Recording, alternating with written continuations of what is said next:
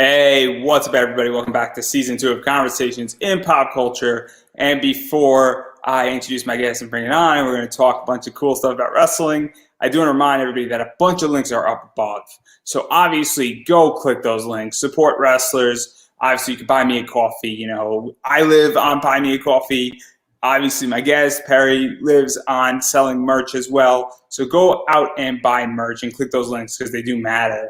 And so I sort of tipped off my hat because I got professional wrestler Perry Von Fishes on. So welcome to the show. Hey, thanks for having me. Yeah, no, I'm very excited. And we have to thank Delmy Exo for this because she's the one who recommended when Rip and her were on about a week ago. So obviously, I do want to give credit where credit's due. And pretty much, we're just going to talk about 5 promotions and 9 people this entire interview because that's the last, I think, 5 years of your career is really just that summarized. And the place that I think is best to start is Pioneer Valley Promotions. And the individual is Johnny Idol. Because there's a bunch of stuff that happened over the PvP title. And obviously, what was that like getting to wrestle him? And I know we're skipping over a bunch of stuff in your career. You've been wrestling for like 12 years. I know that. So before anybody attacks me, I want to get that clear. Yeah. So Johnny Idol was one of my trainers way back in 07 into 08 when I was first training. Back when he was younger and more spry, and I was younger but not more spry. I was a big heavy guy when I started wrestling. I was like 300 pounds. I was a big round guy. But then I moved away to California, wrestled for a really long time, came back, and I had never had a singles match with Johnny Idol, and I think the powers that be over at PvP knew that, and right place, right time. I came in still doing the persona of Perry that I had at the time, which was that of a sort of a stereotypical Richie Rich snob kid. With a full suit, with a monocle and an ascot that was tearaway down to my trunks. And Johnny Idol was the salty old veteran baby face that everybody loved. And he was on what turned out to be his final run of his career, where he had essentially said, when I lose this belt, I'm done. So whoever unseats me, that's it. I'm retiring. And being the loyal student and friend that I am, I took it upon myself to do my best to try to drive him out of the industry, I guess. We had a few matches. The first little series of matches we had was so much fun because it was in conjunction with 2 of my buddies from California, Buddy Royal and Levi Shapiro, the Classic Connection. They came all the way out to the East Coast for a whole, it was like a 2-week string of shows where we were just on the road all the time. And in between, going to New Jersey and going to Rhode Island and all these other places, we would come back to Western Mass and there would be a PvP show. And they were always at ringside trying to help me drive Idol out of the industry. And that led to a big 6-man tag that was me and the Classic Connection against Johnny Idol, Tomahawk, now known as Rip Bison, and It's a secret. yeah, right. It could have been anybody. Just a very Rip Bison looking fellow, and ZPB, who at the time they were a tag team, and that was a lot of fun fighting in this sort of bar venue in Holyoke, Massachusetts. Throwing each other off the bar and stuff. That was pretty cool.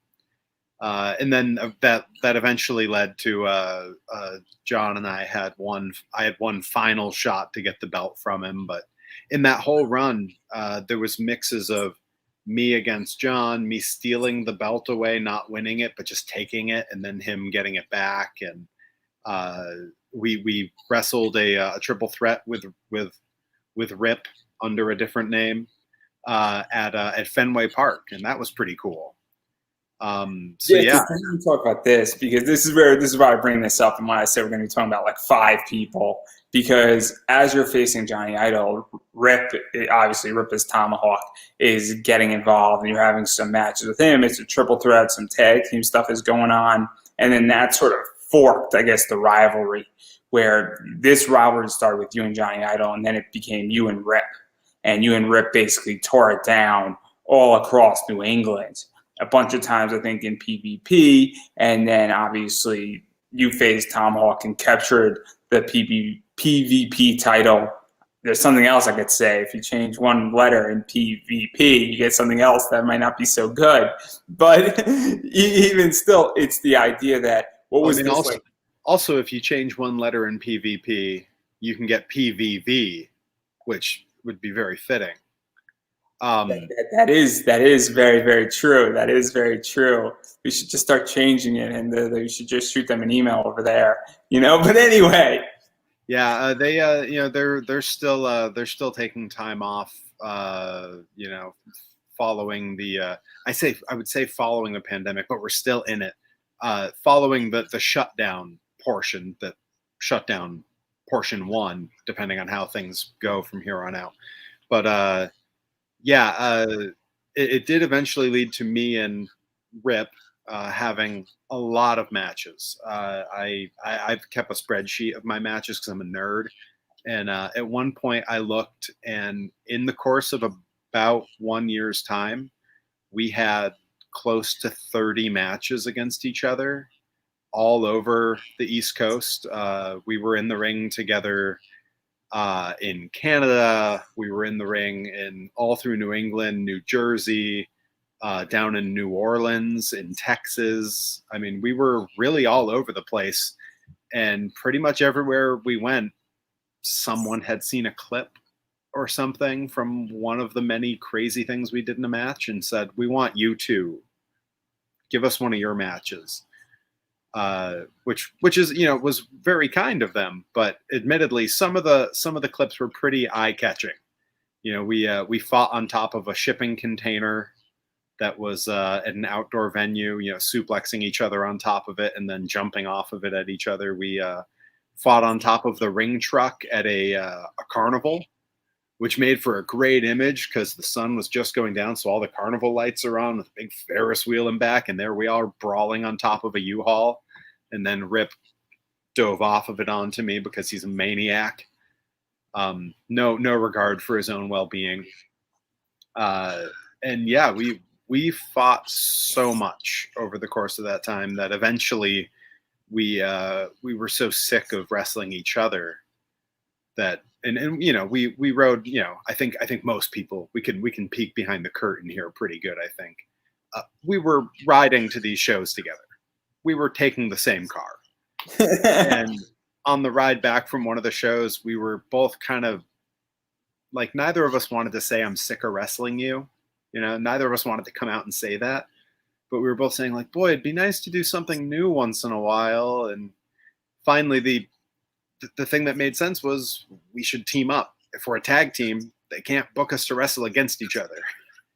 I want to break this down a little bit before we get into the tag team stuff, because obviously you faced him and you beat him for the PvP title, but then he captured, I think, the Northeast Championship Wrestling title, and then that started a feud between the two of you and doing that. And so obviously that's something that's cool, where he didn't just get buried and lost the title.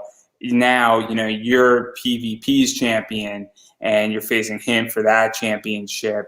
And so obviously now you're getting into all this stuff, which is just wrestling each other over and over and over again, but all these title matches and non-title matches. And obviously this was building up. And then you mentioned a bunch of matches where, it's, I don't want to say it's cinematic, but definitely, you're wrestling at a carnival and you have almost theatrical, carnival lights in the background and all these cool images happening. And then, you get sick of wrestling each other, and also can get stale very quickly. Because when you're wrestling somebody 50 times, and I think you have like 200 matches in your career, if I'm not mistaken. So it's considerably higher than that. But if you're going by cage match or one of those things, they're fairly incomplete. There's a fairly, but my point that I'm trying to make is that I think it's safe to say that 20% of your career has been wrestling Tomahawk, around that, and Rip Bison around that number. I think is a fair statement. I would say if it was matches he was involved in, yes. Wrestling against him, Yeah, probably not quite that high, closer to 10%. But still, for 13 years, if 1 in 10 matches is against him, that's a lot, and it can get very stale very quickly. Then you get into something where it's just like, what do you do next? yeah, I will say the matches were never the same with Rip. Our styles were both changing all the time. If you look at the first time we wrestled each other, we're even forgetting about his face paint and my hairstyle and beard growing out. If you forget all of that and forget what we were wearing and just look at the people, we're practically unrecognizable in that match to the last time we wrestled each other, which was for the Limitless Wrestling the Road tapings during COVID. Just because our bodies were changing, we were both lifting, doing different diet things, and getting bigger and stronger. So our first match, it's almost lucha. It's a lot of running and jumping and springboards. And by the last time we fought, it was, just wailing on each other and throwing each other on our heads on the floor and stuff. Just a very all the worst decisions you could make. And that's what we love. That's what we really want. We just want a good old fight type feel. And that's very much what Rip does. Rip said it, last week. He said, it's a Rip Bison match in Limitless. It's now become a term in Limitless Wrestling. And that's sort of what you guys delivered in some of your last boutings with each other, is a Rip Bison fight. And, Rip is sort of crazy in the ring. And so it's very much that, and you're not much saner, I will say that. Yeah, I'll say this: bell to bell, I'm a lot more like Rip. Outside of wrestling, I'm a lot more like this, very self-deprecating, kind of a nerd. Rip is Rip, 24 hours a day, 7 days a week. He is always like that. I've been over to his house. I've trained in the dungeon. He is a nutcase, and he's always on. I've been in cars with him for over 30 hours straight on our way driving to Texas, and there is never a like, oh, Rip's tired and slowing down. He's just like that. And so that brings me into where we sort of got. I put the brakes slightly, and now I'm going to release the brakes, because obviously you two were getting sort of tired of wrestling each other, and then you formed this team called Mutually Assured Destruction. And obviously, very fitting name, very much, the entire theme of this tag team. And this is crazy because you're facing teams like the Little Giants, and then it also came about weirdly where you're facing a bunch of teams, and then you're also in Ring of Thrones, and you're sort of on opposite sides, and then the match ended in no contest, and it got reset. And what was that entire thing about? 'Cause that's a mess in of itself.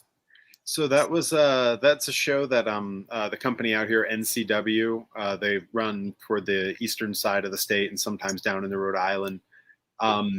They have a show they do once a year where they it's a little bit like Battle Bowl, where they swap the partners.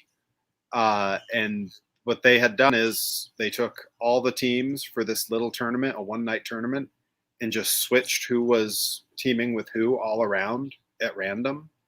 And it wound up that Rip was put with one member of the team Detox, who we had been feuding with at the time, and I was put with the other member. And then those two teams in the bracket happened to be against each other. So that did not last. That I think the first 30 seconds was me and Rip in the ring, kind of rolling around, trying to get the better of each other, trying to just have a match. And honestly, years of getting hit in the head. It's a little blurry what happened next. I can't remember if they just jumped us or if we said screw it and we jumped them. But it broke down and the teams were reset the way they should have been, and we had a tag match. But because the initial match was a no contest, both teams were out of the tournament. So, as far as that tournament goes, not the greatest decision, but we had a lot of fun beating them up. I know that part I remember very clearly. And obviously, even going further into mutually assured destruction, obviously you're wrestling in the NCW, and then you're also wrestling in a variety of other promotions. And what was this like to be on Rip's side and also getting the experience of having somebody, as you stated, because Rip doesn't just stop.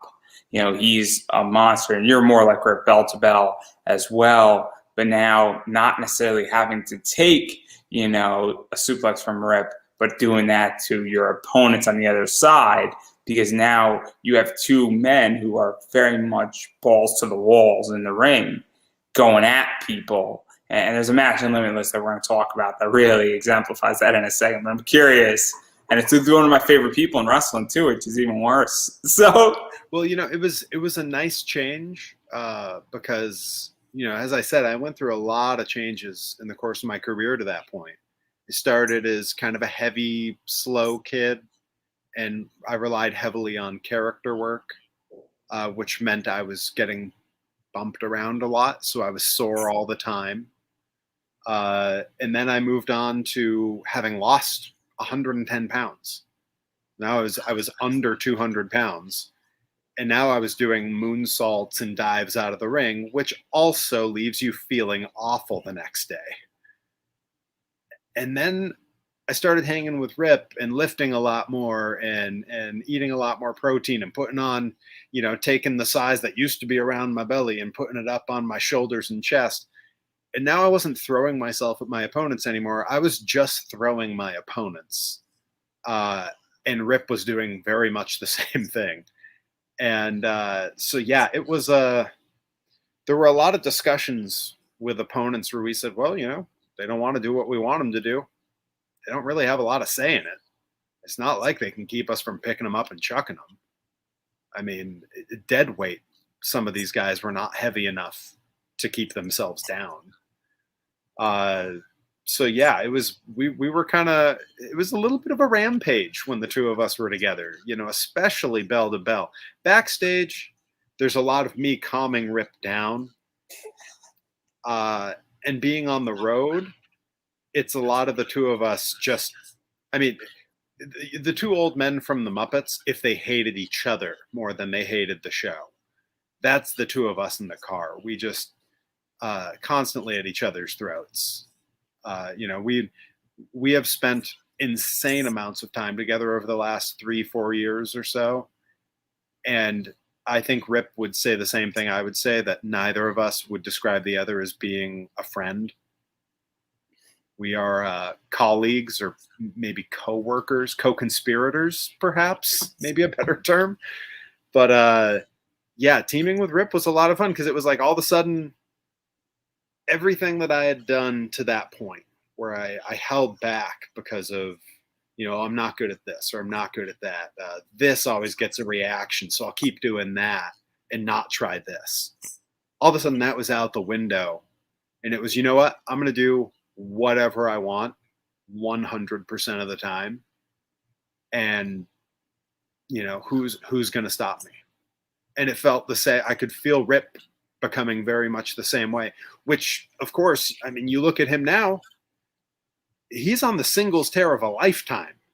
And it's because he threw out all concern and worry and said, I'm going to do exactly what I love in wrestling as hard and as often as I can do it. And he is crushing it because of that. I admittedly, I'd probably be right behind him. I do consider him, truth be told, to be a better wrestler than I am. But during COVID, I, again, pulling back the curtain a little, I have elderly parents who live nearby. So when it came time for tapings and to go do things, I would pass more often than I would go because I just couldn't have the risk. If they needed something, I needed to be available. And if I had just been at a taping with 60 other wrestlers, how confident could I be? Rip is a decade younger than me, making his parents at least a decade younger than my parents, but I believe they're even a little younger than that. So he doesn't have that concern. And thankfully, he was able to do a lot throughout the course of the pandemic. And man, it is paying off in spades now because Rip Bison, whether everyone knows it, because I know a lot of people know it, but those who don't, he's about to become a huge commodity. Like having him on your show is going to be a thing that people fight over the chance to do, and for good reason. Yep, and I'm very fortunate that I got him and Delmy on, and it's a big deal. And trying to get him and ZPB on together, and that's going to be something that's a whole different ball game. And I understand, certain things. It's not the first time I've had certain people on my show. AG is a good example of that, and Tegan Knox is another one. That's a really good example that I've been on. So obviously, very, very cool to that degree. Billy Starks is another one for those who are interested in which that she is gold. And if you don't get her on your show now and you're hemming and hawing, you're an idiot, is how I prefer to say it. But the match that I do want to talk about was in Limitless, and it was against the Apostles of Chaos. And I love Logan Black. Chris Benet is great as well. And both of these guys can't just be thrown around by any stretch of the imagination. And Logan is so good and so underrated. And Chris Benet is a big guy in a lot of ways. And this was a fight. I mean, this was a war. It was a great match. And so what was this like? Because they're big right now too. So I'm loving to give a little of this behind the curtain view because trust me, it makes it much crazier. Logan, I'll say something before you speak. Logan has revealed a lot of stuff behind the curtain. So cool. Anybody who's listened to the Logan interview knows a bunch of stuff that they probably shouldn't know necessarily. But continue. Yeah. What I was going to say is, so that was the last match that Rip or I filmed for season 2 of The Road. All of season 2 of The Road for Limitless was filmed in 2 days. It was like 6 months of episodes filmed in 2 days. They filmed, I think it was 80 matches, something insane like that. Day 1, we both had 3 matches. I had matches with American Beetle from Kaiju Big Battle, Travis Huckabee, who stretched me like a pretzel, which is crazy because I am not that flexible anymore. And Travis can do things, Travis can do things that are amazing. He's very good that way. And I'm excited to see what he does when he comes to grind, but we'll get to that. I had these 3 really intense matches the day before, and then proceeded to go with the guys to one of the wrestlers who lives up that way's house to stay the night. But by the time we got there, and by the time we had to get up for tapings the next morning, I think we had like 3 or 4 hours sleep after having a ton of matches. And we got up the next morning, grabbed food at a gas station on the way to the show. It wasn't a Speedway, right? Oh, God, I think it's a Cumbies. That's a John Moxley joke. Okay. But so we stop and get gas station food. So, not the greatest start to a day. We get to the tapings and we're told, hey, tapings start in 20 minutes at 9:30 a.m. And, first match we're taping is you and Rip.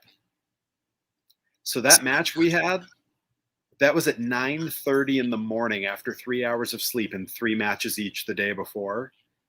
The first thing I did in that match was dive over the top rope and land without being caught on the hardwood floor. That'll wake you up. So a couple hours after that, not really enough time to recover from that kind of match, Rip and I had the street fight with the Apostles of Chaos. And you can imagine in the moments leading up to that, just how totally psyched we were to do that. And yeah, then we get to that match, and it was a lot of chair swinging and fist throwing and bumps on the floor, bumps on the apron, and getting thrown around, which, at 6'3", 240 pounds, not a ton of guys throwing me around. But those 2, perfectly capable. And then, of course, also throwing them around, which is almost as painful as being thrown by them, because they, like Rip and I, are big boys. I mean, this was this was a heavyweight street fight. There wasn't a single person in the match who was under 240 pounds. It's also Logan looks small. And I say that very, very nicely, where Logan does not look big, but he is. If you He's a big dude. He's big, he's jacked, and he is very good at what he does. And people don't understand that you look at him until you see him. He does not look the way he looks in person on TV or on IWTV. He looks small on IWTV.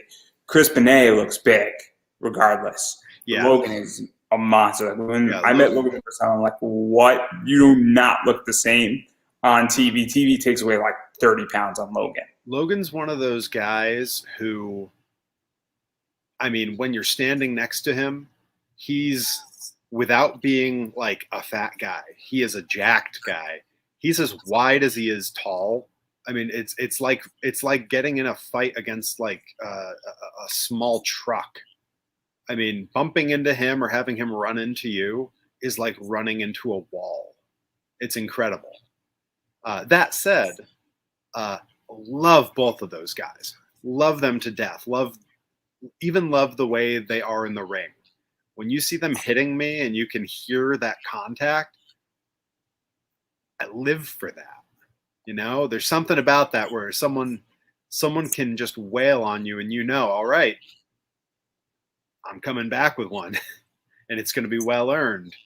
Like there's something about that makes a match way better. My experience with both of them in the ring, because we've wrestled them twice. We also wrestled them in a regular tag match for Blitzkrieg Pro. My experience with them is that it's the perfect pairing of tag teams, because the destruction in our name really shines through in those matches, and the chaos in their name really shines through in those matches. And when we did it in front of a live audience, they loved it. And when we did it for the road, the wrestlers ringside, and then the reaction online, the people loved it. So, it's hard to complain. And let's even talk about the road. There is one more. I think you also got to wrestle Eric Johnson, who is also on a tear, I think. Yes, I wrestled him. That was very recent. That was at the tail end of May. That was one of the first audience back shows. That was for it's one of the student showcase shows for Limitless, which is a little bit of a misnomer. It's a great place for their students to show out, but they are surrounded by veterans, and Rip will be on those shows. Ace Romero will be on those shows, and you certainly wouldn't call me, Rip, Ace, Eric, any of us students at this point in our career. I wrestled Eric Johnson there. I think I was number 21 in his undefeated streak.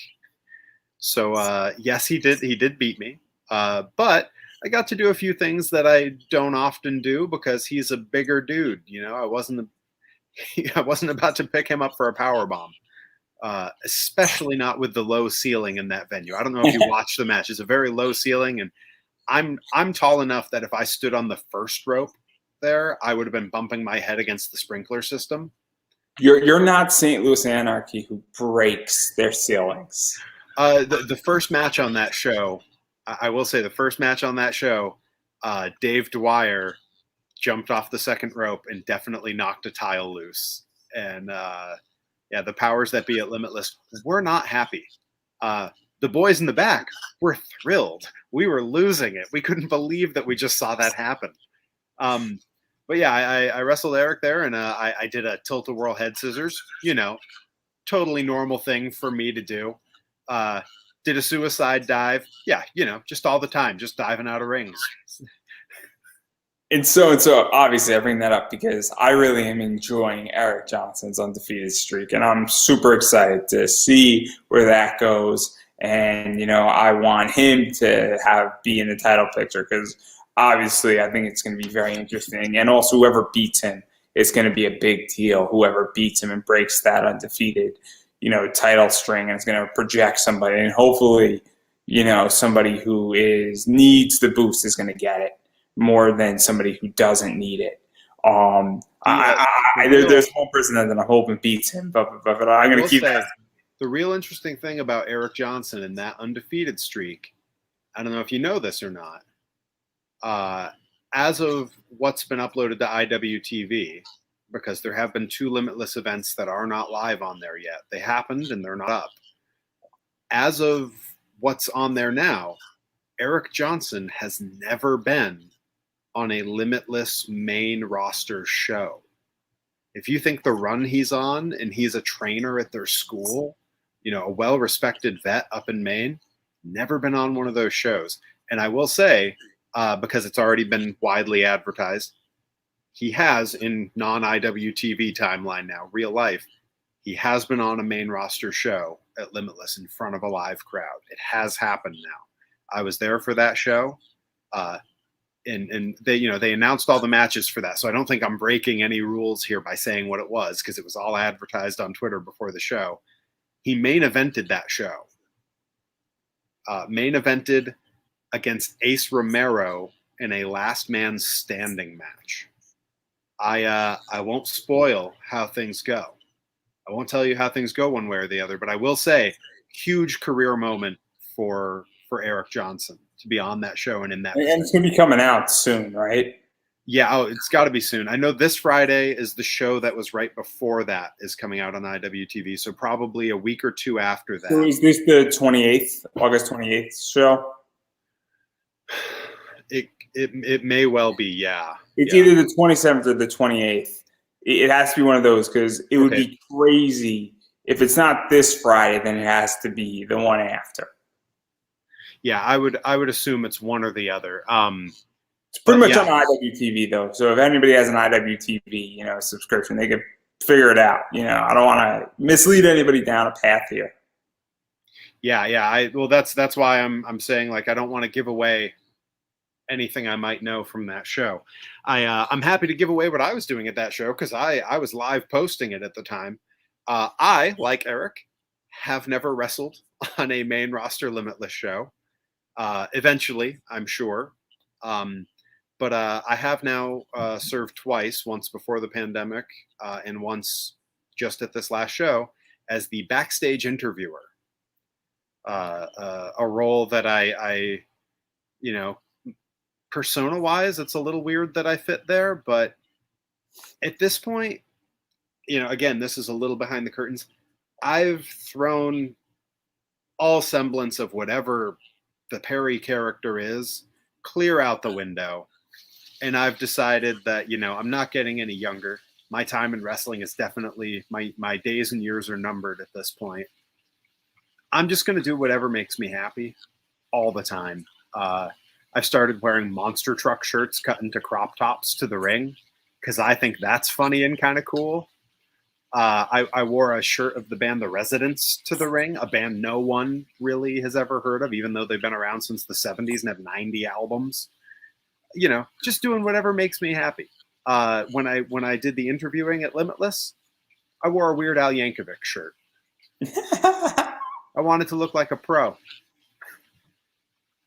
Truth be told, this is a little behind the curtain. I walked into the venue and I walked up to Randy Carver, who runs Limitless Wrestling. And I said, "Am I still doing the interviews?" And he said, Yep. Thanks so much for doing it. I said, "Great. I have wardrobe choices for you." And on 2 hangers, I held up a dark gray polo shirt and a bright baby blue Weird Al Yankovic shirt. And he looks at them and he goes, "Yankovic." The man's got good taste. What can I say? And even to go off of that, because I actually think that that's funny. I think it's going to be brilliant in a lot of ways. And I also think it's just, it makes Limitless not take themselves too seriously. And I think that's something that's super nice about Limitless right now, is that Limitless, when I watch Limitless, wrestling in ICW, no holds bar, I view Limitless as a fun show. I view it as something that I can relax to, where it's not, complete suspension of belief like Camp Leapfrog, but it's like a step above Camp Leapfrog as far as, I can relax and chill out on my Friday night. I don't have to worry about too much, anything else dealing with that. And it's very relaxing for me to watch a Limitless show. And I also know that, you could have something like Love Doug in there. And Ava Everett and Love Doug just make me laugh, or the Higher Society. I love those too, and they're killing it. Obviously, we're just on Billy Dixon's project, and that was great. And so I love both of them, and that's something that I thoroughly enjoy about Limitless. Also, Yeah, I like Alex Price. So Alex Limitless Price loves their wrestlers who can just go out there and kill it. The kind of wrestlers who, if you were to wash away 100% of their persona, their look, whatever, you'd still watch the match because it's a crazy good match. But then they also love their characters. They're not afraid to have characters that really shine through, and that's where you end up with Love Doug. Really, it was the in for Becca, who of course Becca now, she's still super new to the business. She's amazing. She goes out and does stuff that almost no other wrestler can do, and you get Ava Everett, who is such a character. I've known her since before her debut, and You did all my freaking logo stuff for AG's projects that I sponsored. And I didn't even know that until she was on my show. She's like, yeah, I know your logo. And I'm like, oh, wow, this is really weird. Like, I didn't know you were playing with my logo. And then I said, I don't know how I feel about that. But anyhow. But yeah, I'm super proud of her and how she's evolved and found herself. There's just an incredible crop of younger talents who before the pandemic no one had heard of. And when that presented an opportunity to them, man, did they jump on it. And you got to be proud of them. You got to respect them for it. And it's made the scene really interesting. And to even go further, a bunch of people have exited out of Limitless. A few are returning. And upon a bunch of those people's exiting, they also uplifted the new crop of kids in a lot of ways, which is something very cool. And obviously one of them's returning, good old AG. And so that's going to be very exciting. I know AG's on at least one of those shows because he made an appearance already back. And so this is getting very exciting as well with that. And so what is that like to now be involved with Limitless? And, well, he's back. It's great to see AG back. The first show where he was back, I was there. I was not involved in a front of house capacity. I was involved helping with the show, but sort of behind the scenes at that one. And I didn't know until the car ride up that he was going to be there. This is like a friend I've known for years. I the first Limitless show I ever went to, I rode up with AG. It was and Ava. It was before Ava had debuted. So to find out on the ride up from someone else in the car, they were like, "Oh, AG is going to be there." I had no idea. That was such a great surprise. And then he was. I will, because I believe they advertised the match before the show as well. He is on the second of those shows as well. He wrestles Matt Cross. So great matchup there. And it's so cool to be around and to see him there. And that's one of the really great things about Limitless and Blitzkrieg, where I also work in Connecticut. Just being able to meet and interact with and talk to some of the talents who are, have broken through to that next level.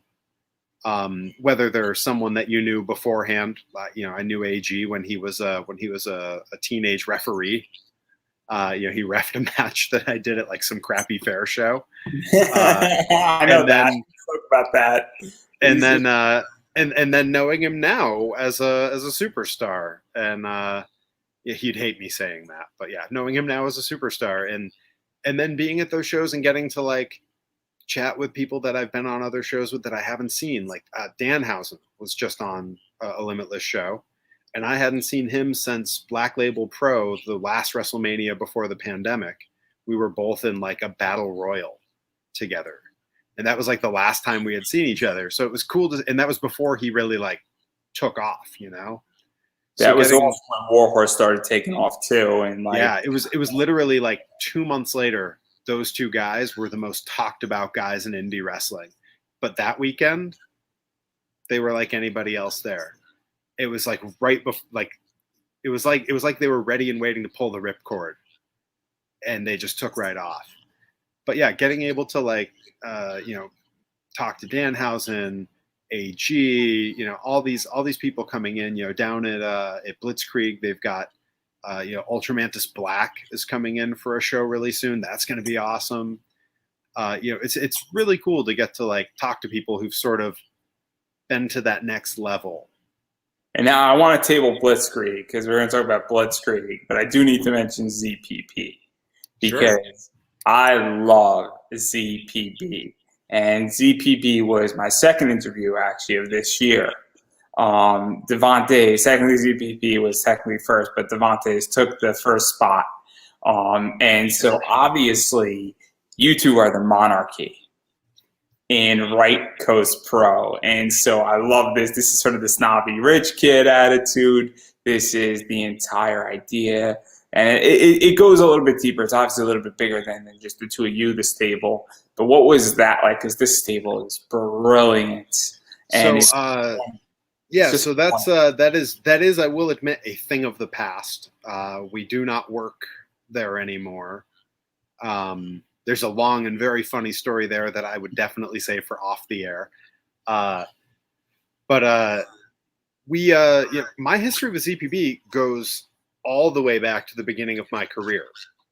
My first singles match in front of an audience was against ZPB. And again, we would have been unrecognizable. I was a chubby, rich snob who didn't know what he was doing. And ZPB at the time was essentially the Highlander. With big pleather pants and a sword when he came to the ring, and he was, I don't know, 110 pounds soaking wet. Like he was emaciated. He was so skinny. Flash forward to when I moved back from California. He's a completely different person. He's doing this French aristocrat gimmick with a long wig and this whole thing, which was not far off from what I was doing, coming out in a suit that was covered with $100 bills that was all tearaway. So when the opportunity came to work for Right Coast Pro, and they really like their gimmicks, they like strong characters, they took one look at us and were like, you guys are our villain tag team. This is what we're after. So they came to us and asked for some names, and they suggested the name The Money and the Monarchy, and we hated that name. We hated it so much, and we had so many great ideas for entrance music that we sent them. And when we showed up, we had pitched 10 other ideas for names. We showed up and the big screen said Money and the Monarchy, and they were playing some other music that we'd never heard before. So, we just kind of shrugged and said, all right, well, let's go do this. And I think our first match there, we won their tag belts and never lost them. We were their tag champions the last time we wrestled there. And then we never went back again. And suddenly someone else was the tag champs. It's a really, I don't know how they explained that away to any fans who were paying attention or anything. They, we wanted to come back and drop those belts. It's a long story. But we became that team, which was a spinoff from previously ZPB and RIP under another assumed name, were the Aristocrats. So then we became the Money and the Monarchy. And then when we left Right Coast Pro, that was kind of the last time ZPB and I tagged together. We haven't tagged since, but I have a feeling that we would still get on really well, because with the direction my persona's gone and the direction his persona's gone, you talk about a bruiser tag team. I mean, it wouldn't be far off from me and Rip teaming together. A perfect example of which is, I don't know if you saw on the road Rip versus ZPB, but man, yeah. I was sitting in the crowd for that match, losing my mind. I didn't expect it to go the way it went. I mean, it was incredible, right? Especially, and I'm going to say this because the way I viewed it is that I find ZPB to be a very entertaining character. Like, he had the bottle, wine on a pole match and stuff like that. And I find, he's having, he's drinking his wine in the middle of the ring, and then some guy takes his wine. And I find it to be, very character driven. And then all of a sudden him and Rip have a very technical, very, hard hitting match. Wasn't expecting that because it was very much out of his character of what I was expecting.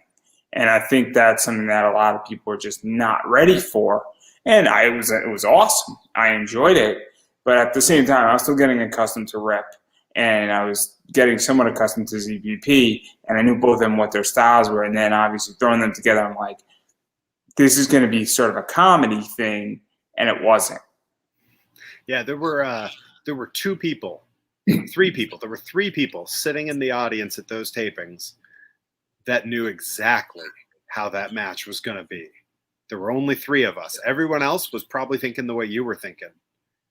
But me and Delmy and Johnny Torres, who's one of the announcers up there and does a lot of work behind the scenes, we're very close with ZPB and Rip.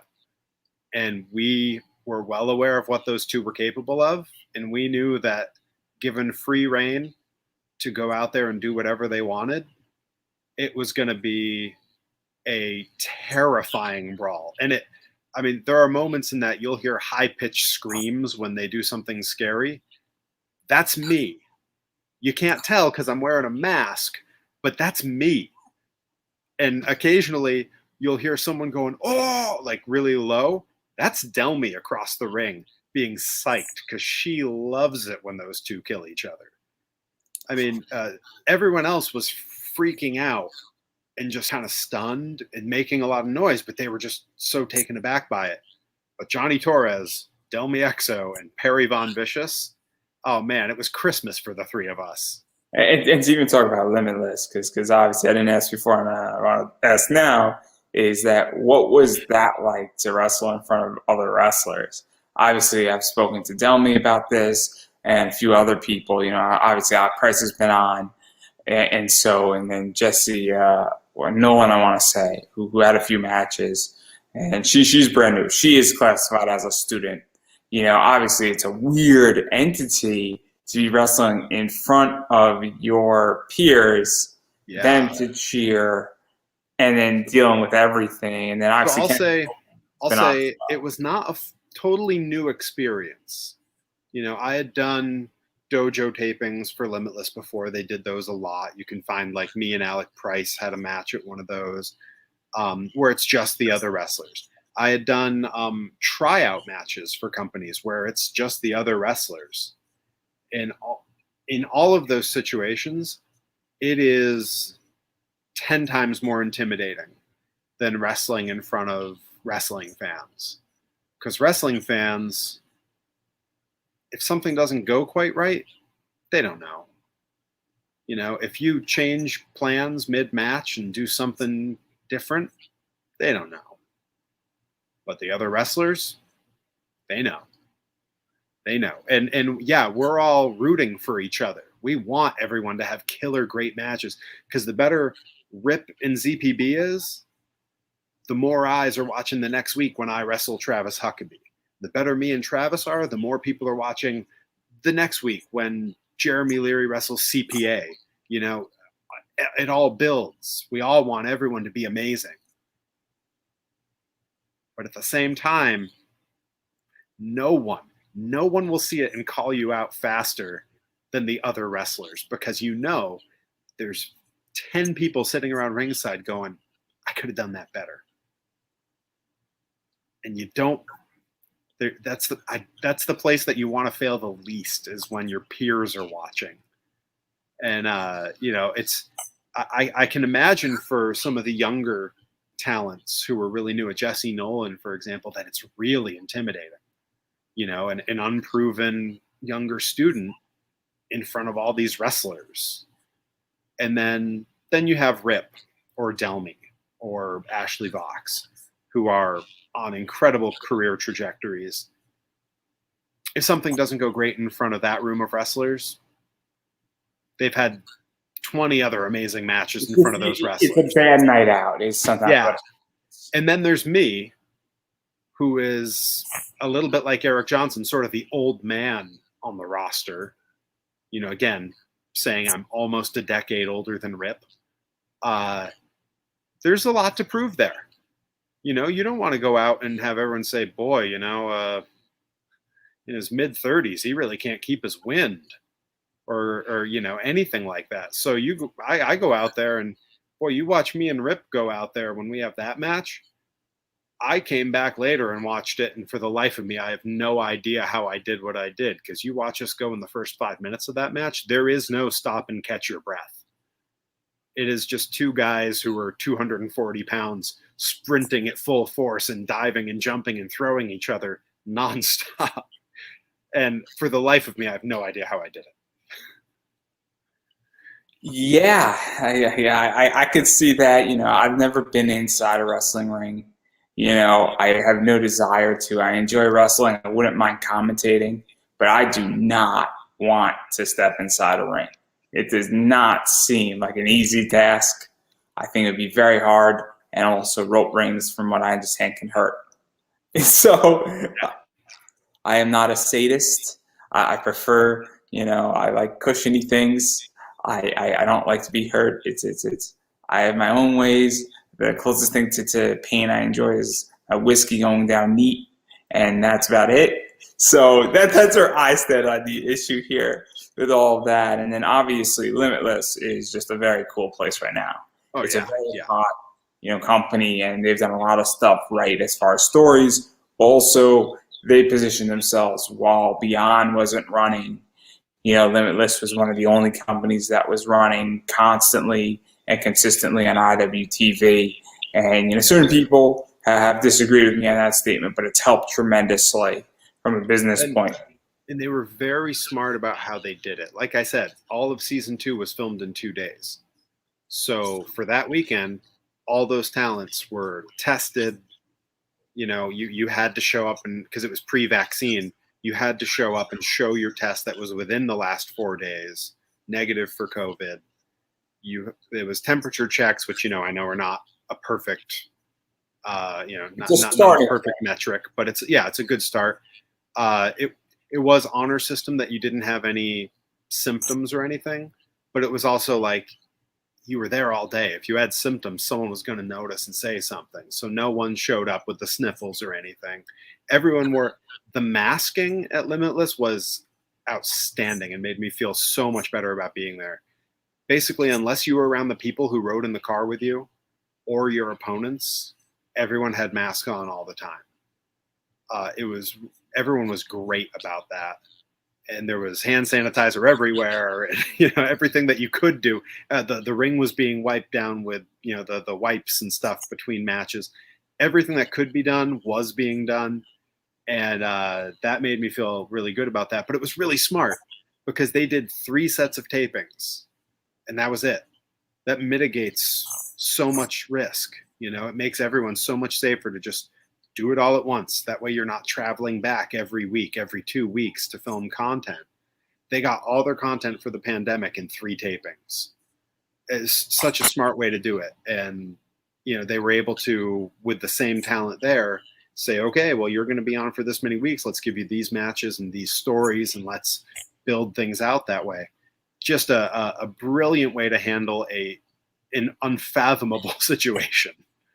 And even beyond going unfathomable, the idea is having an actual battle plan going out. Obviously, right now I'm in the middle of season 2 on this show. Probably I'm going to plan out a good chunk of season 3, ahead of time. And I have some things prospect-wise, but it's something that I got to figure out how to do because it makes a lot of sense. And while it's not stories per se, podcasting, even having a battle plan of understanding, saying, hey, I know that every quarter these 6 people are going to have something going on, and they're going to be on in this order, and this project goes with this project. It is very, very smart, and it's extremely helpful because social media-wise, it makes a lot of sense as well. Oh, absolutely. Yeah, you have to, if you're releasing content of any type for any purpose, you have to plan stuff out. You have to be willing to adjust as you go, of course. But you have to have a release strategy, and that's really good that you plan out ahead like that. Because clearly, I'm going to. I haven't yet. Well, if Limitless is any kind of model to follow, it works. Yeah, it's something that I have to do for my season 3, in which that versus season 2 is extremely reactionary, meaning I plan everything out on Wednesdays and Thursdays for that week. And it gives me a lot of freedom because if somebody is red hot, I could just drop right into them. And then most times, I would say 50% of the time, they say yes. And all of a sudden, I'm catching them coming off being red hot, or they're getting red hot. Very helpful. But at the same time, it's also very stressful. It's very stressful. I had an interview cancel legitimately at 2:00, and then I was able to adjust and actually have somebody coming on at 9 because I'm able to do that now. But even still, I much prefer to go the limitless route. Yeah. It's good to have a plan because you can always change later. But if you have nothing, I agree. And then obviously let's talk Blitzkrieg, because Blitzkrieg is a very cool place. yeah, And Shook Crew's up there. Obviously Jeremy Leary, Skylar are doing some. I know you just wrestled there just recently. And I think you were facing Davian and Skylar, and it's the top dogs. And it's a little weird of a match because Jeremy Leary and Skylar are supposed to get married at some point, and they're opposing each other. And so, at least there wasn't a judge in the ring. So let's put it that way. I'm sure when I tweet this out at them, they're going to really appreciate that. But even going beyond that, obviously you've been involved in Blitzkrieg, wrestling there, and obviously I think Kurt Hawkins is in there. A lot of people from Cap are in there. Shook Crew's up there, and they bring in a lot of people. So what is that like? Because it is very much a networking type of area as well. Smart Mark Sterling is involved in Blitzkrieg. Yeah. It's so weird because like a lot of the names you just mentioned are like people that I just knew. Jeremy Leary, I trained with him. Me, him, and the aforementioned Johnny Torres, the announcer for Limitless. We all had our first match the same night on the same show back in 2008. So we were of the same graduating class from our wrestling school. So to team with Leary now is actually really kind of cool. Like that's a story that's 13 and a half years in the making. It's very cool. It's a great crew there. Everyone there is fantastic. There's some folks that are there and then not there. They bring in certain names, you could say, here and there. But then they do have their set crew, the Shook crew, Bobby Orlando, that all those guys who are just delights to be around. It's a very interesting space backstage because everyone there, no matter if there's someone who's working every weekend, multiple times a weekend, someone who's really well known, or someone who's more local, and we have some younger performers on there, 50 Cal and the Great Nuka, who are trainees at a school nearby here. No matter who it is, everyone is helpful and friendly, and just everyone's willing to just help everybody else out, and that's such a cool environment.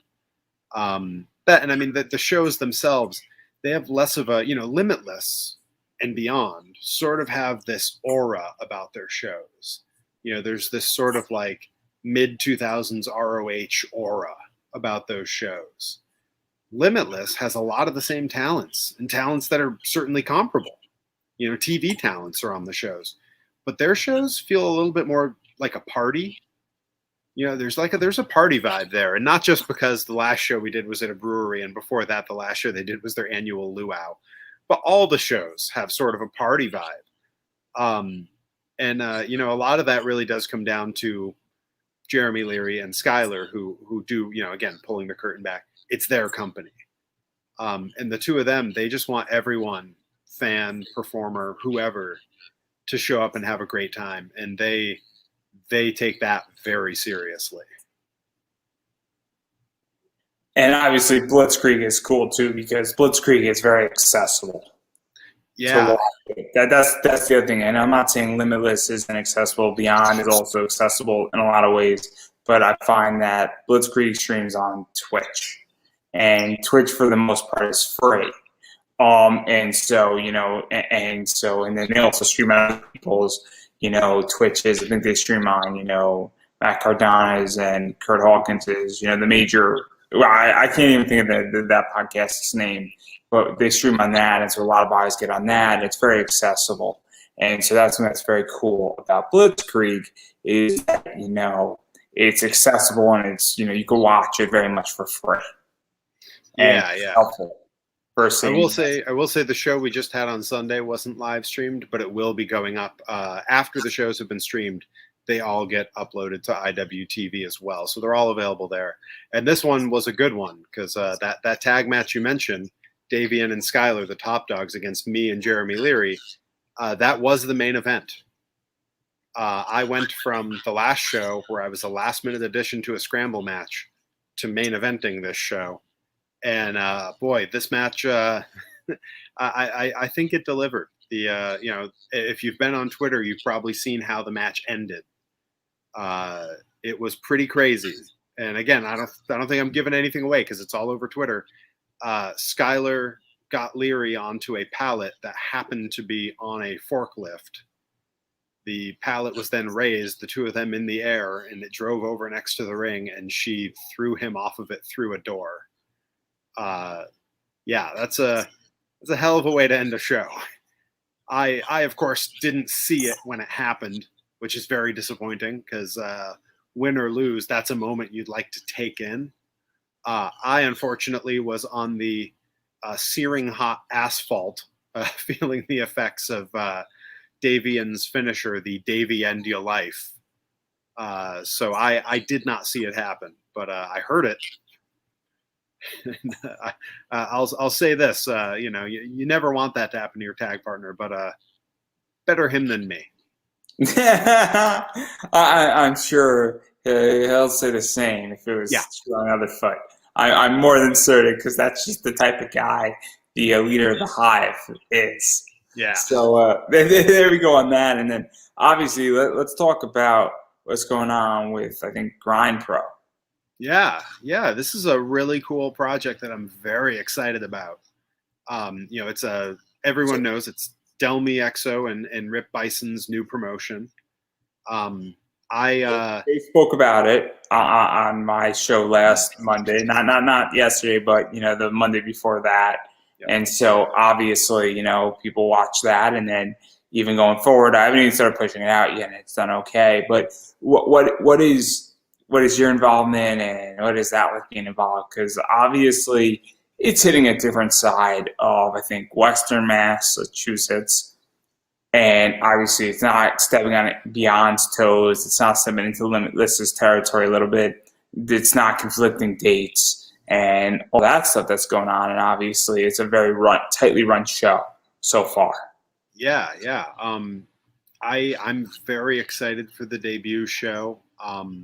My involvement has essentially been that of a consultant, more or less. Rip will come to me and Johnny Torres. We're sort of like, family. Yeah, I mean, really, like at this point, it basically is like Rip, Torres, ZPB are like brothers, and Delmy and Ashley, really, and even Layla, they're all like my sisters. It's a whole crew of us, and we're very tight. So of course we want this to be very successful. And so far my involvement, I will be part of the production team. I will be helping out, making sure that the show runs smoothly. Helping with any. I've been talking with both of them about content release strategies, all that kind of stuff. So to even talk about that, because one of the things that I think people don't understand about wrestling is that your ring crew matters. I just had Kaya McKenna on. She does GCW ring crew. GCW crew is not like any other ring crew out there. It's probably the closest thing to it is ICW No Holds Bars ring crew, where you're actively working. You're actually moving stuff. And then there's obviously production, commentating team, making sure that certain things make sense, how to shoot a show. That's all production team. And it is very important because more people are going to be able to watch it online when it's distributed. Then we're going to be at that show. Yep. And it's important for the people at the show to have a good experience, but you can't control how somebody turns their body. But you can control how, a camera angle is shot, whether that's live streamed, whether it's put onto Fight TV, whether it's, just shot and then edited down later. But all that stuff matters because my experience, if I'm not at that show, is through the camera and how it's shot. And so that's very important, not to mention lighting and even a bunch of other stuff. And even, where do you put the entrance for wrestlers to come out? And it sounds like a stupid thing to say, but it's very important from a production standpoint that it makes sense. It's a thing that I specifically am keenly aware of because I came into wrestling at a time where it wasn't really talked about or thought about on the indies. 2008, there was no streaming. YouTube was still in its infancy. The idea of releasing your stuff online or even recording your matches at live shows. I was about to say that recording something wasn't that big, and some companies had stuff, but that's why some of this stuff on VHS, people covenant over it because it's like indie wrestling from 1997, and it's like somebody on a shitty ass camcorder filmed it, and it's the best video of it out there, which is crazy. I was fanatical about it when I got started. One of the first things I did was go out and spend more money than I could reasonably afford to buy a camcorder. And it was a little digital camcorder, and I would bring it home and I would plug it into my iMac, and every match I've ever had is on my YouTube, with the exceptions now, years later, where companies actually release and film their stuff, of stuff where the company, it's on their YouTube. And even then, I've ripped the match, saved it, uploaded it to my YouTube, and it's set to private. That way I have it. I've been fanatical about that forever. And as a result, I've had a lot of work framing things, editing things. So I've had the opportunity to learn a great deal. And that's one of the reasons that Randy up at Limitless is so quick to put me in a backstage interviewer role, because I can, try to help whoever's running production back there, squeeze the guys in so they're in frame, stop someone from walking away. I'm literally, in some of the interviews you'll see, I'm putting my hand on their back, grabbing their shirt and pulling them back into frame quietly while they do their promo. And it's because a lot of guys don't have practice with it, or they've never been on the other side of the camera, so they don't know. And, anytime I can help with that is great. And that's part of what I'm bringing to Grind. Delmy is going to be very busy making sure the show runs smoothly. Rip will be busy making sure the show runs smoothly and wrestling. And they're going to need people like me, like Johnny Torres, making the backstage, the interviews, the setup of the cameras for the ring. All of that runs smoothly. Johnny Torres was initially slated to be part of the commentary team for this first show, and he said, we've got two other perfectly capable people here in Sam Laterna and Troy Nelson. Let them be commentary. Put me backstage. I can do interviews, or I can help run production, whatever is needed. And that's Johnny Torres, and I believe ZPB will be there also, and the three of us will be helping to run things backstage. This is it's an interesting thing about Grind, because every other company, especially around this area, Western Mass, when someone announces they're running, you just assume, all their friends, all the guys they run with are going to be on the show. It's going to be, the Rip and Friends show, or the Delmy and Friends show, or whatever. And one of the first conversations we had, I can only speak to my specific conversation, but as I understand it, a similar conversation was brought up by Zach and was brought up by Johnny Torres. I essentially told Rip, do not book me if I don't fit exactly what you need on that show. If you have a show where I do fit and I'm what you need, absolutely put me on. But if you have a show and there's not a spot that screams use Perry here, or if what I'm doing stylistically in the ring these days isn't going to fit your product, don't book me because I'm your friend. Like, don't feel like you have to, because I knew he wouldn't. I knew that this product means a lot to him and to Delmy, to both of them, really. And I knew that they weren't going to sully it just to put their friends on. But I wanted to make sure that they knew they didn't have to feel pressured to do that. And that was a very honest conversation we had. that frankly, I can't imagine a whole lot of other situations where I'd be telling that to a promoter. Usually the conversation would go, so you're running now, huh? You got any space on that show for old Perry? But instead, I told him, look, there's other ways I can help out. I'm going to be at the show no matter what. I'll show up and help out. If I don't fit as an on-screen persona, by all means, keep me behind the camera somewhere, and I'll make sure things run smoothly. And that's I think that's the kind of thing that I feel comfortable doing because I've spent so much time on the video end of things. Yeah, I know the feeling about that, in which I'm very much the same way, where I don't have many friends, but I have a lot of people who run podcasts, and I say, look, if I don't fit what you're looking for, it's nothing personal. Business is different than friendships. And if you come swinging an axe at me and you expect me to be your friend, that's a different discussion.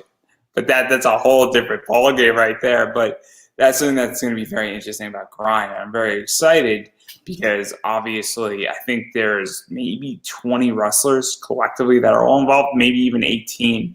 There's only one tag team match, and there's 4 in that match, and the rest I think are singles. And so I think there's 7 matches, I think, or 8 matches on the card.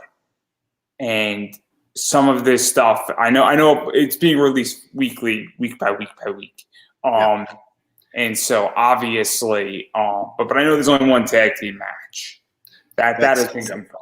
Yeah, and I'm being very careful with what I say because I don't want to slip and reveal anything. We know Rips Wrestling. That has been confirmed. And yeah, well, and if ever there was a style of product that was custom built for Rip Bison, if there's any place outside of a company he runs on his own where he would fit perfectly, it's Japan, man. I mean, you look at the way he runs, that's Hansen, that's Kobashi, that's Dr. Death, that's all of them. That's who he is.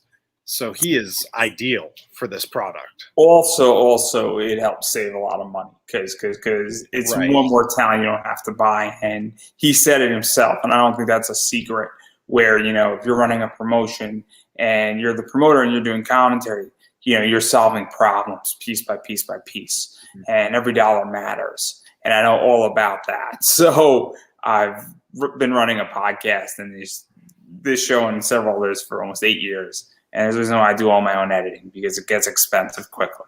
And every dollar that I can save in one area, I can deploy to another. And that's what matters. So obviously there's a bunch of fun stuff coming. You know a lot more than I do. But I do know that Rip's wrestling on it, even though I don't think he officially announced himself as talent, but one of them was going to wrestle on this. And I don't think Delmy's wrestling. I think that's also confirmed. I believe, because I tuned in when they were on the show, I believe she did say that. So I think I'm comfortable saying that, to my knowledge, no, Delmy is not wrestling on this show. And so I think it again, 4 interviews in, my brain is all scrambled up from everything. I don't even remember what I did like 3 hours ago. So clearly, maybe I'm how your mind gets blurry, mine's getting blurry too. So having said all that, obviously I sort of want to touch a little bit on COVID because you mentioned it and we spoke about Limitless, but I am curious where you see all of this going, because obviously things are getting very complicated. I live in Connecticut. I'm not that far from New York City. New York City is taking a very draconian measure to deal with COVID. Whether that's right or not right, I think it's extreme, and maybe it's necessary. That's up for everybody's discussion, where you need a vaccination card to go pretty much anywhere in New York City and your ID to do anything. So obviously they're taking that measure. And well, a bunch of stuff, from my world is happening. Anime NYC's coming, New York Comic Con's coming. And I know that Grind is about 2.5 weeks after New York Comic Con, and it's up in Massachusetts and not New York City. But where do you see wrestling going with COVID and upticks and everything that's sort of going on as we also head into winter months? I mean, it's hard to say. Right now they're saying, vaccinated or not, you should be wearing masks if you're indoors with large groups of people. Booster shots are a thing as well. Yeah, booster shots. They're now saying that's 8 months after your last round of the initial, they're suggesting you get a booster. So Oh, for a lot of people, that's still a ways in the future. yeah. But yeah, it's one of those things where we just got to see how things play out. There's really no telling what's going to happen next week. We could wake up tomorrow and there could never be another case of COVID ever. Obviously, that's not what's going to happen, but that's an extreme version of what could happen. It could, things could start to get better as more people are getting vaccinated. But what we've seen is enough people dragged their feet and enough people shouted, "Ma freedom, ma freedom." And now we're in the state we're in. We've allowed it to, mutate to where now the virus seems to care a little bit less about. I know people who have gotten COVID vaccinations and got COVID. Somebody close to me just got it, and she was vaccinated. So and then my mom was close to that person, and she didn't get it, which means I really won because I don't have to deal with my mom being sick. Thank God, God. Count your blessings. But it's kind of crazy that obviously it's a very, very undiscriminating disease for everybody, vaccinated or not vaccinated. Yeah. And I don't know where it's going, and this is why I'm not going to wrestling shows. I'm not going to anime cons. And for me, 2020 was a down year. 2021 is also a down year because the way I see it is that there's just too many uncertainties for me to even think about going to a wrestling show at this point is just so out there. I don't even feel comfortable hanging out with my friends so much right now. Honestly, apart from wrestling bookings, I only leave the house to get groceries. My wife and I were fortunate enough. We work for colleges, and we were sent home day one of the shutdown. That was it. And in fact, we weren't even sent home. We were already home. It was the Sunday that the world kind of said, "Oh, don't anyone go to work tomorrow." We got text messages that said, "Stay home. We'll figure out getting everyone their stuff from the office. Everyone's going to work from home from now on. But just for now, just stay home and don't worry about it. Just mark your time like normal, and that's that." And we've been home ever since. I mean, apart from the shows that I've done since things have come back, which I think I've done 5 shows now, all of which were, people were very, very cautious. Apart from that, and apart from that one taping of The Road that I did, which was before the big spike that came in the fall, that taping was done way back in September. Apart from that, I haven't been anywhere, man. We locked it down. I mean, I say I haven't been anywhere. I go do the grocery shopping once every 3 weeks. My wife legit doesn't go anywhere. She's like, "You go ahead, you do that. You'll get in and out faster than me." And she's been here, and I don't blame her. That's the way to do it. I mean, I didn't have access to a gym all of a sudden, so the basement became the gym, man. I had to make do. I wanted to grocery shop less, so we built a garden in the backyard, and most of our vegetables come from there. I built a chicken coop, and we ordered chickens off the internet.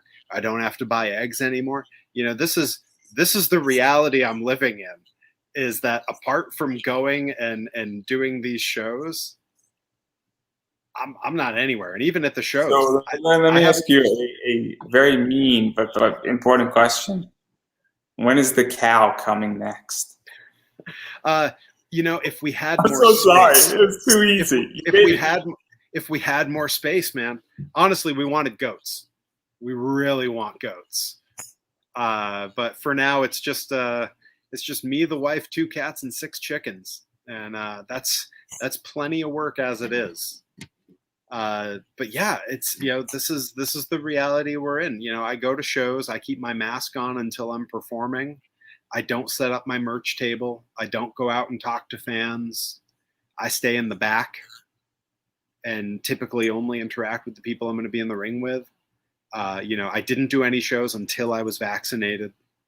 And even now, after a show, 2 days later, I go and I get a COVID test. And 3 days later after that, I go get another COVID test just to be sure. Because I know I have more shows coming up.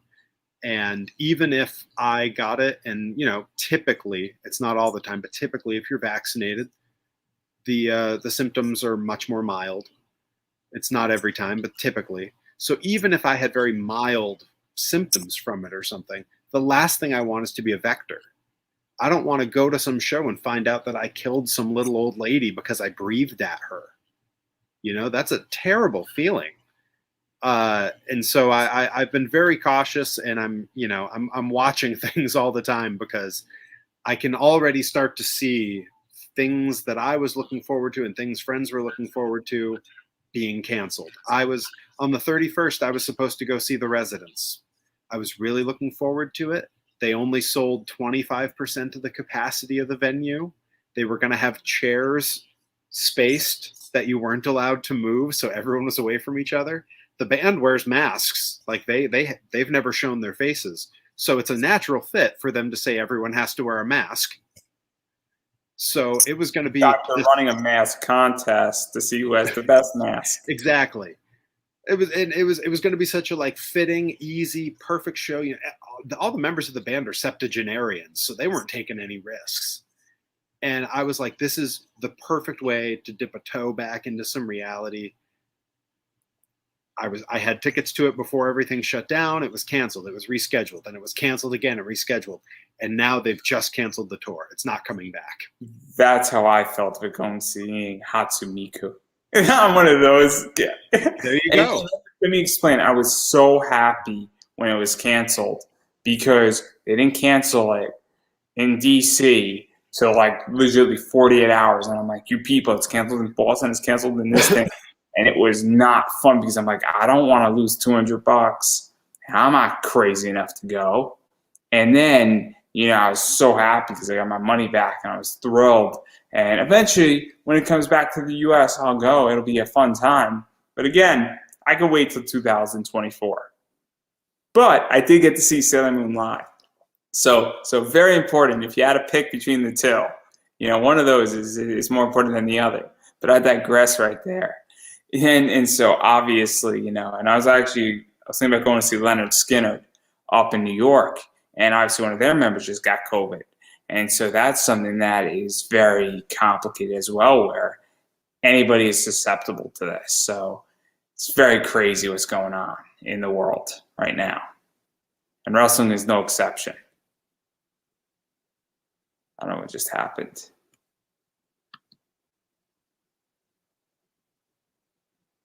I don't know what just happened. This is not good.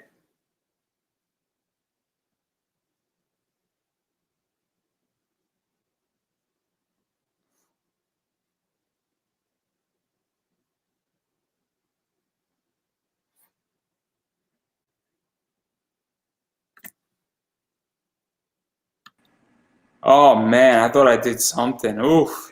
Nope, that was on me. I got enough problems. That was Jesus. my laptop dying because I'm a pro. I'm an absolute pro. So having said all that, obviously I want to give you an opportunity for self-promotion before something else kills us. Preferably not COVID. You know, I want to meet you to destroy the earth. That's really how we got to go off as humanity with a bang. You know. I'm having to readjust everything now. It's okay. It's okay. You just keep going. I'm a total pro here.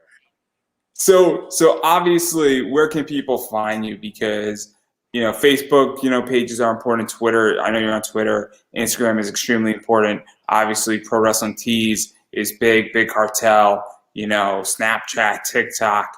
Obviously, shows that you're going to be a part of or at, and involved in or wrestling on that you could say. Obviously, you know, Limitless. You're going to be backstage interviewing there, so people should check that out. And that's, you know, I think this Friday, and then, you know, a week from Friday or around the 28th. It's on the schedule, I believe. Yeah. So this Friday is the show that they're airing that you won't see me unless you look around in the audience. You'll see me standing around sort of helping out with some stuff. The next one after that, you'll see me doing the backstage interviews. If you happen to be near Dedham, Massachusetts, then this Friday I will be wrestling for NCW at their annual Big City Rumble. I have no idea. I assume the show is not sold out, but if people are trying to see me there, they should really check. There's a bunch of shows coming up. Anytime Blitzkrieg's running, I will be there. If you want to see me wrestle on a show but not see my face, this is real tricky. Kaiju Big Battle. Check that out. Monster fights in the big suits. You'll never know which one's me, but I am taller than everyone else on the show, so maybe you'll figure it out. Grind at Grind Puro, of course. You want to see all of their shows. Who knows? At some point, I may end up between the ropes. I may end up wrestling there. But at the very least, you can say hi. I'll be helping out. I'll be there working on production, making sure everything goes smoothly for Rip and for Delmy. And for following me online, basically any social media you could want, you will find me at Perry Von Vicious. I was lucky. I was an early adopter to most of them, so I got my name right off the bat. Not that everyone's trying to get that name. Booking inquiries, you can write perryvonvicious@gmail.com, youtube.com/perryvonvicious, prowrestlingtees.com/perryvonvicious. I am everywhere you want to be. Everyone should go buy a shirt. Everyone should go watch some of the videos. I have a new shirt coming soon, hopefully in the next week. It's in the hands of the Pro Wrestling Tees gods to see when they approve it and put it on the site, but it has been submitted, so keep your eyes out for that. And I'm not totally ready to show it yet, but I will say I have some non-shirt merchandise that I will have at live shows that is going to be very unique and very different. Not to give too much away, but I got a 3D printer back around Christmas time, and I've been working on some stuff. Okay, I'm not going to push you on it then. And obviously, as I've been saying it, and I said it all last year, I'm going to continue to say it, is you have to support indie. What that means is that you actually have to support indie wrestlers. And you should be following them on social media because that goes a long way. You know, when they wrestle, you should be tweeting at them. When they're doing interviews or involved in any wrestling, if you're doing commentary, you got to tweet at them because it makes a huge difference. It also, right now, with crowdless shows or even minimal crowd shows, it gives real good feedback. And it's good for the wrestler, and it's also good for the promotion because if everybody says, I really did not like a match between these two, and it's evident that it wasn't a good match, you know, that's really good feedback. Or if something was missing, or, you know, for instance, you know, maybe, you know, the match before it and then the match after it, you know, did better as far as metrics go, well, you know, that also gives a lot of feedback.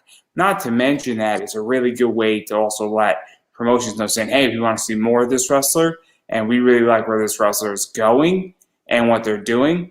And it also helps the algorithms on Twitter. But even going beyond that, obviously going to shows if you feel comfortable. Right now, if you don't feel comfortable, please don't put yourself in a bad situation. Also, you know, right now money's tight as well. So if you're in a bit of a situation where money's tight, you know, there's a lot of free options or very cheap options to watch wrestling. So that's also something to pay attention to. And then even to go further, if you do have some extra cash, going to a show is cool, saying hi to a wrestler, you know, obviously keep your distance, but also buying their merch, especially right now with everything that's going on, goes a long way. Also, speaking about it, because I might as well pump my own self up here, buy me a coffee. This show is completely fan-supported. It may or may not continue that. I got something possibly in the works. But in the meanwhile, please definitely also, you know, like, share, comment. And if you got a few shekels, throw it my way as well, because it is important to support all of indie right now. And it goes a long way. But more importantly, if you have to choose between me and Perry, obviously buy a shirt from him because that shirt will be way better for you. And you will also get questioned about it, which means that it's a great opportunity to start a conversation with somebody. And preferably, if you're a guy, it would be a really cute girl. And who knows, maybe you'll get a girlfriend out of it. And then you could thank Perry Von Fishes for that introduction. Or So, it could be a cute guy. hey, we're equal offenders here. We are equal offenders. Okay, it's all about equality, and I'm an equal offender. But that's what it's all about. Is that it could be anybody cute who floats your boat. Be my guest. Now, having said all that, I'm going to give you the final word. Yeah, I did this on a podcast last week. They did the exact same moment. They said, let's give you the final word. I already plugged all my stuff. You heard about me for the last hour and a half, almost to the second. I just happened to look up at the time when I said that. Almost exactly an hour and a half of hearing about Perry. Go follow a bunch of my friends. Go follow Levi Shapiro. Go follow Rip Bison, ZPB. Go follow Delmi Exo, okay? These are incredible people working so hard, doing great stuff. Follow the promotions that are kind enough to put us on and kind enough to showcase us. Follow Blitzkrieg Pro. Follow Limitless. Follow NCW. Follow Kaiju Big Battle. Follow Grind Puro, especially. You know, that's going to be a huge project for all of us. You know, we're I know from being around Johnny Torres, ZPB, Rip Bison, Delmi Exo, the whole crew of us, Levi Shapiro out in California, our collective goal isn't about us. If it was about us, Rip would be in Japan. Delmi would be signed to a TV company. Those offers are there and I know it. For us, it's about making wrestling better. To give everyone the kind of things we would like to watch given the opportunity. That's what Grind is going to be about. I know for a fact with Jeremy Leary and Skylar, that's what Blitzkrieg is about. That's what Limitless Wrestling is about with Randy Carver. These are places that need your support. So yeah, you know, you've heard about me for an hour and a half. Go follow all of them. Totally worth your time. They will deliver every single time you tune in. I agree, and I don't think I could have said it any better myself. And so I think that is a wrap.